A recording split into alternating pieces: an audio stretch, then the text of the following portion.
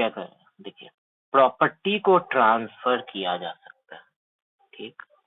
और सेक्शन 7 में हम लोग देखें कि आपको अलाउ कर रहा है प्रॉपर्टी को या तो एब्सोल्यूट ट्रांसफर कर दीजिए या कंडीशन लगा के ट्रांसफर कर दीजिए। जब एब्सोल्यूट ट्रांसफर होता है प्रॉपर्टी का तो वो एक अनकंडीशनल ट्रांसफर होता है। जो ट्रांसफरी होता है उसको उस प्रॉपर्टी में इंटरेस्ट तुरंत मिल जाता है और कोई लिमिटेशन उसके ऊपर नहीं रहता है, ठीक। लेकिन अगर हम कोई कंडीशन लगा के प्रॉपर्टी को ट्रांसफर करेंगे तो वो ट्रांसफर होगा या नहीं होगा वो उस कंडीशन पे डिपेंड करेगा। एक लिमिटेशन रहेगा उस प्रॉपर्टी पे कि जब तक आप कंडीशन फुलफिल ना करें आप उस लिमिटेशन के बाउंड में रहेंगे। लीगल इफेक्ट जो रहेगा वो कंडीशन पे डिपेंड करेगा कि किस टाइप का कंडीशन उसको ट्रांसफर करते टाइम लगाया गया है, ठीक है। तो हम लोग कंडीशन कैसा कैसा प्रॉपर्टी पे लगा सकते हैं वही सेक्शन 25 पूछता है। इसका मार्जिनल नोट्स है वो पीटी में बहुत पूछता है कि कौन सेक्शन में दिया है कंडीशनल ट्रांसफर। समझ लीजिए क्या होता है। कंडीशन जो है वो हम 3 तरह का कंडीशन लगा सकते हैं, ठीक। एक कंडीशन होता है कंडीशन प्रेसिडेंट, एक कंडीशन होगा कंडीशन सब्सिक्वेंट और तीसरा कोलैटरल कंडीशन। या हम कहें कि मेरा ये कंडीशन पूरा करो तो प्रॉपर्टी तुमको दे देंगे। पहला चीज कंडीशन प्रेसिडेंट, पहले आपको कंडीशन फुलफिल करना है तब जाके प्रॉपर्टी आपका होगा। दूसरा है कि प्रॉपर्टी हम आपको ट्रांसफर कर दे रहे हैं लेकिन सब्सिक्वेंटली आपको वो कंडीशन फुलफिल करना है। और तीसरा कोलैटरल है कि मेरा कंडीशन और आपको प्रॉपर्टी साथ साथ में मिलते जा रहा है। आइए एक एक करके देखते हैं। पहला कंडीशन प्रेसिडेंट क्या होता है। इसमें जैसा हम बताएं कि पर्सन को फुलफिल करना होगा उस कंडीशन को पहले तब जाके ट्रांसफर कंप्लीट हो, ठीक है। तो ऐसा कोई कंडीशन लगा के हम प्रॉपर्टी ट्रांसफर कर रहे हैं तो उसको कंडीशन प्रेसिडेंट लिखेंगे। जैसे फॉर कंडीशन फॉर एग्जाम्पल ए कहता है मिस्टर बी को कि हम तुमको अपना घर गिफ्ट कर देंगे अगर तुम बी सी से मैरी कर लो, सी से शादी कर लो। तो बी को प्रॉपर्टी पाने के लिए सी से शादी करना पड़ेगा। किया तो प्रॉपर्टी मिलेगा, नहीं किया तो नहीं मिलेगा। तो पहले कंडीशन फुलफिल कीजिए तब जाकर प्रॉपर्टी लीजिए, ठीक है। कंडीशन प्रेसिडेंट बस इतना ही कहता है। दूसरा कंडीशन देखिए कंडीशन सब्सिक्वेंट। इसमें आपको पहले प्रॉपर्टी मिल जाएगा और आपको सब्सिक्वेंटली बाद में प्रॉपर्टी का जो ये रहेगा कंडीशन, जिस कंडीशन के साथ हम आपको प्रॉपर्टी दिए हैं वो कंडीशन फुलफिल करना पड़ेगा। यहाँ पर प्रॉपर्टी जो है वो तुरंत वेस्ट हो जाता है ट्रांसफर के साथ ही। लेकिन कंडीशन ये रहता है कि अगर हम जिस कंडीशन के साथ अगर आपको प्रॉपर्टी दी है आपने सब्सिक्वेंटली इस कंडीशन को फुलफिल नहीं करोगे तो प्रॉपर्टी जो है जो आप में वेस्ट हो गया है वो डिवेस्ट हो जाएगा। जो प्रॉपर्टी आप में निहित हो गया है वो अनिहित हो जाएगा, ठीक है। समझिए इसको। एग्जाम्पल ए जो है वो बी को प्रॉपर्टी ट्रांसफर करता है, एक घर ट्रांसफर करता है एज अ गिफ्ट। लेकिन कंडीशन ये लगा देता है कि तुमको 3 साल के भीतर इंग्लैंड में जाके लॉ की पढ़ाई करनी पड़ेगी, ठीक है। तो अब बी को प्रॉपर्टी तो मिल चुकी है लेकिन अब बी पे डिपेंड कर रहा है कि वो 3 साल के भीतर इंग्लैंड जाए लॉ की पढ़ाई करे। अगर उसने कर लिया तो इसका ये जो है प्रॉपर्टी पे वेस्टेड इंटरेस्ट बना रहेगा। अगर इसने कंडीशन फुलफिल नहीं किया तो इस उस प्रॉपर्टी पे इसका इंटरेस्ट जो है जो वेस्टेड इंटरेस्ट है वो डिवेस्ट कर जाएगा, ठीक है। बात बहुत सिंपल है। तीसरा कंडीशन जो था वो कह रहा था कि कोलैटरल कंडीशन लगा सकते हैं। कोलैटरल मतलब होता है साइमल्टेनियसली चलते रहता है। हम कंडीशन लगा है, आप कंडीशन फुलफिल करते रहो प्रॉपर्टी आपको मिलते रहेगी या मिली रहेगी, ठीक है। इसको समझिए। ए जो है वो बी को एक प्रॉपर्टी लीज पे देता है और कहता है कि एक घर लीज पे देता है और कहता है कि जितने दिन तुम इस घर में रहोगे उतने दिन तक लीज तुम्हारा, प्रॉपर्टी लीज तुम्हारे नाम पे। तो वो जब तक रहते रहेगा जब तक उसको लीज मिला रहेगा, जैसे ही वो रहना बंद कर देगा वैसे ही उसको लीज खत्म हो जाएगा उसके नाम पे। तो ये कोलैटरल कंडीशन है, दोनों को साथ में फुलफिल करना। आपको प्रॉपर्टी पे इंटरेस्ट बनाए रखना है तो घर में अपना रहते रहिए आप, ठीक है। जैसे ही आपने घर छोड़ा आपका इंटरेस्ट समाप्त। ऐसे कंडीशन को कोलैटरल कंडीशन कहते हैं। तीनों कंडीशन, कंडीशन प्रेसिडेंट जो है वो, कंडीशन प्रेसिडेंट जो है, अगर हम जो कंडीशन लगाए, ठीक है, कंडीशन लगा है, कंडीशन प्रेसिडेंट लगा है। अगर मान लीजिए 3 तरह का हम कंडीशन रहता है ना, तो पहला तरह का कंडीशन चाहिए कंडीशन प्रेसिडेंट में। अगर वो कंडीशन प्रेसिडेंट हम ऐसा लगाए हैं, ऐसा कंडीशन लगा के प्रॉपर्टी ट्रांसफर कर रहे हैं कि वो कंडीशन परफॉर्म कर पाना इम्पॉसिबल है या फिर अनलॉफुल है, तो ऐसे कंडीशन में वो कंडीशन ही वॉइड हो जाएगा। तो जब कंडीशन ही वॉइड हो गया तो ट्रांसफर जो है वो भी वॉइड हो जाएगा। ठीक, हम एक कंडीशन लगाए और कंडीशन ऐसा है कि हम उसको परफॉर्म ही नहीं कर सकता है, सामने वाला पार्टी परफॉर्म ही नहीं कर सकता है, या फिर वो कंडीशन ऐसा है जो अनलॉफुल है। तो भाई जो कंडीशन इम्पॉसिबल है, जो कंडीशन अनलॉफुल है, तो वो तो वॉइड है। तो इस तहत जो प्रॉपर्टी ट्रांसफर होने वाला है ये भी वॉइड है। कौन कौन सा कंडीशन इम्पॉसिबल हो सकता है या अनलॉफुल हो सकता है इसके बारे में समझिए। हाँ, इम्पॉसिबल टू परफॉर्म में समझिए कौन सा कंडीशन है जो इम्पॉसिबल टू परफॉर्म है। मिस्टर ए मिस्टर बी को कहता है कि हम तुमको अपना घर दे देंगे अगर तुम चांद तारे तोड़ के ले आओ। क्या कोई व्यक्ति चांद तारे तोड़ के ला सकता है? क्या ये कंडीशन ऐसा है जो फुलफिल किया जा सकता है? नहीं। तो ऐसा कंडीशन के तहत अगर प्रॉपर्टी जो ट्रांसफर करने वाला है वो भी वॉइड होगा, कंडीशन भी वॉइड, ट्रांसफर ऑफ प्रॉपर्टी भी वॉइड। दूसरा एग्जांपल समझिए, ए बी को कहता है कि हम अपना घर तुमको दे देंगे अगर तुम को 2 साल के अंदर मेरी मरी हुई बेटी से शादी कर लो। क्या मरी हुई बेटी से कोई शादी कर सकता है? तो ये कंडीशंस ऐसे हैं जो इम्पॉसिबल है, परफॉर्म कर ही नहीं सकते कोई। तो फिर वो कंडीशन भी वॉइड और जो प्रॉपर्टी ट्रांसफर हो रहा है उसके अंदर वो भी वॉइड। अपने मन से कितना भी आप एग्जांपल बना सकते हैं। अनलॉफुल, दूसरा है अनलॉफुल का एक एग्जांपल।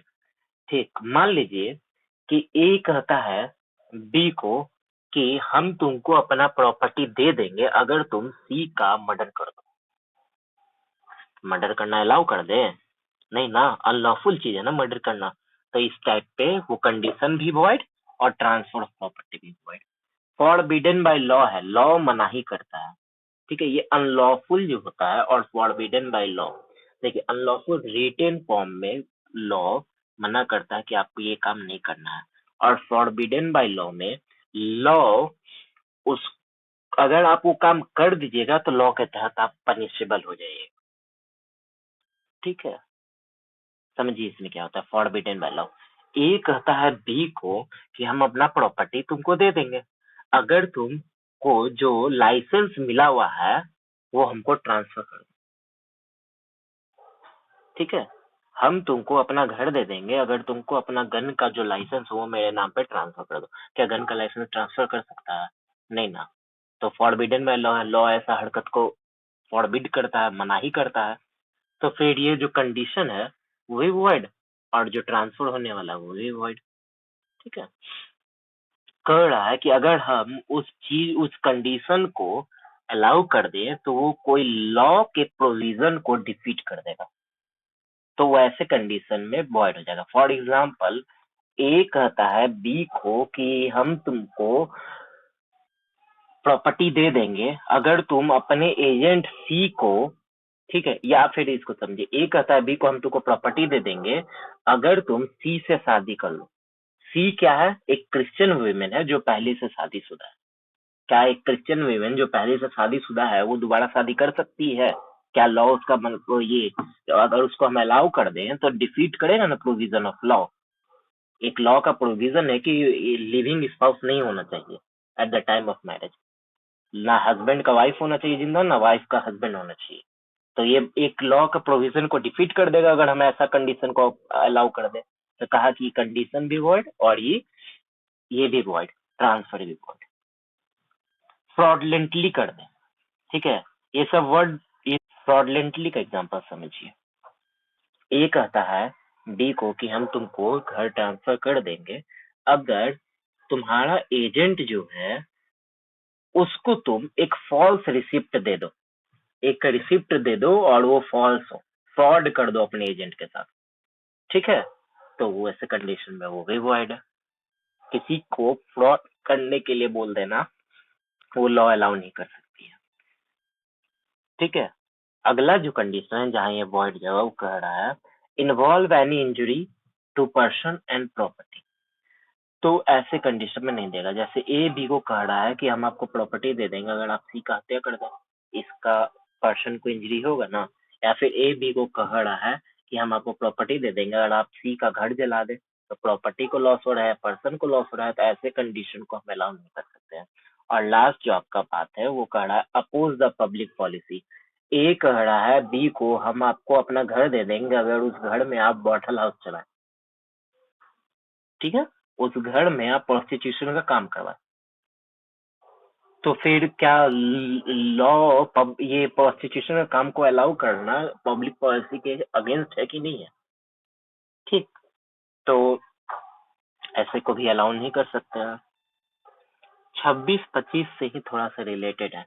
जो हम कंडीशन प्रेसिडेंट लगाए तो उसका फुलफिलमेंट कर रहे हैं तो कैसे वो प्रॉपर्टी मिलेगा, ठीक है। देखिए, कंडीशन प्रेसिडेंट हम लगा देते हैं तो 25 के अंदर कोई अगर प्रॉपर्टी है जो वॉइड है वो परफॉर्म कर पाना कभी पॉसिबल ही नहीं है। हम 6 को 7 को पॉइंट बताएं, वो सब परफॉर्म कर पाना कभी पॉसिबल ही नहीं है। तो जब परफॉर्म कर पाना पॉसिबल ही नहीं है तो वो ट्रांसफर कभी इफेक्ट लेगा ही नहीं। ये बात 26 डिक्लेयर कर दिया। और दूसरा बात कर रहा है कि अगर हमको कोई कंडीशन लगा है और कंडीशन ऐसा है कि उसका परफॉर्मेंस कर देना जरूरी है तब जाके प्रॉपर्टी ट्रांसफर होगा तो हमको करना पड़ेगा। सेम जैसे बोल रहा है वैसे कर रहा है, ठीक। इसमें समझिए, एक होता है कंडीशन प्रेसिडेंट, एक होता है कंडीशन सब्सिक्वेंट। कंडीशन प्रेसिडेंट में आपको पहले प्रॉपर्टी का जो कंडीशन है उसको पूरा करना पड़ता है। कंडीशन सब्सिक्वेंट में प्रॉपर्टी मिल जाती है और आपको बाद में पूरा करना था। दोनों में डिफरेंस ये होता है कि जब कंडीशन प्रेसिडेंट की कंडीशन को हम इंटरप्रेट करेंगे तो उसका लैंग्वेज को हम इंटरप्रिटेशन, अगर लैंग्वेज वेग रहेगा कि जो कंडीशन लगा है वो कैसा है, तो इंटरप्रिटेशन जब हम यूज करेंगे तो वहां लिबरल इंटरप्रिटेशन का यूज करेंगे। लिबरल इंटरप्रिटेशन में क्या होता है, वर्ड्स को उसका सिंपल डिक्शनरी मीनिंग दिया जाता है। डिक्शनरी में उसका क्या मतलब होता है उसका हेल्प लेके आपका इंटरप्रिटेशन किया जाता है। और सब्सिक्वेंट का जब करते हैं तो उसका स्ट्रिक्ट कंस्ट्रक्शन करते हैं। स्ट्रिक्ट कंस्ट्रक्शन में क्या होता है, वर्ड को जो वर्ड लिखा गया है वही वर्ड में हम लोग जानेंगे, दूसरा उससे मीनिंग डिफरेंट मीनिंग नहीं सुनेंगे। ये रूल ऑफ इंटरप्रिटेशन है, 50 में पढ़ना था। लिबरल इंटरप्रिटेशन कंडीशन प्रेसिडेंट का कैसे किया जाए, देखिए, ए इस कंडीशन पे बी को एक प्रॉपर्टी ट्रांसफर करता है कि बी को जो है वो 5,000 रुपया हम देंगे अगर, सॉरी, ए जो है वो बी को 5,000 रुपया देगा अगर वो सी से, और सपोज सी से शादी कर ले, ठीक है। और शादी जो करना है उसको सी डी और ई, एक नाम हम चेंज कर देते हैं, रुकिए, यहाँ पर ऐसे कर देते हैं। ए जो है वो बी को कंडीशन पे देता है कि हम आपको 5,000 रुपया देंगे अगर आप मिस्टर एक्स से शादी कर लेती हैं, ठीक है। अब ई भी कंडीशन लगा दिया कि आपको शादी करना है तो सी डी और ई के कंसेंट के साथ करना है। मतलब सी डी ई अपना कंसेंट इस शादी के लिए आपको दे दे, आप एक्स से शादी कर लो तो हम आपको 5,000 रुपया दे देंगे, ये कंडीशन है इसका।